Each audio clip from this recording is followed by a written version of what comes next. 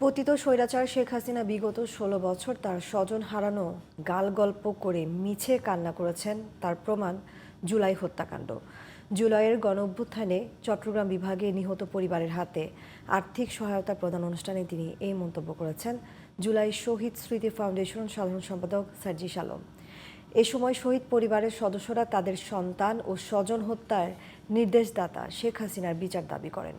চট্টগ্রাম থেকে বাসুদেবের তোলা ছবিতে রিপোর্ট করেছেন তৌহিদুল আলম, জানাচ্ছেন জামান আশরাফ।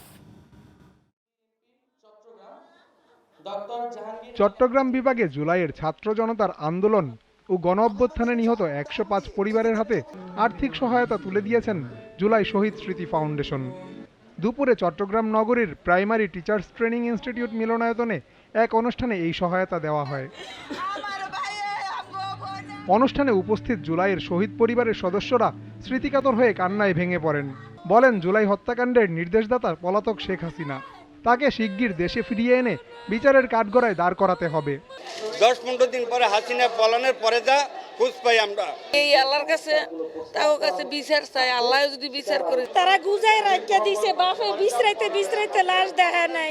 টাকা পয়সা আমার এগুলো দিয়ে কি আমার কি হইব? আমার তো আমার ছেলে ভাববো না। আমার ছেলেটা যেভাবে নির্মমভাবে আপনার শহীদ হয়েছে এবং কি নির্মমভাবে হত্যা করেছে, আমি হত্যার বিচার চাই।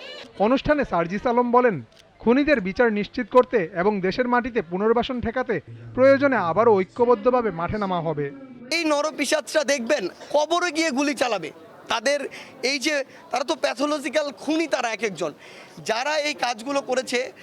আমরা মনে করি বাংলাদেশের প্রত্যেকটা মানুষের এটা সবচেয়ে বড় দায়বদ্ধতা, মানে বিবেকবোধের জায়গা, যে এই খুনিদের বিচার নিশ্চিত করা, এই খুনিদের পুনর্বাসন যেন এই বাংলাদেশের মাটিতে না হয় সেটি নিশ্চিত করা। অনুষ্ঠানে আন্দোলনে নিহতদের পরিবারের হাতে ৫ লাখ টাকা করে আর্থিক সহায়তা দেওয়া হয়। জামান আশরাফ, জিটিভি নিউজ।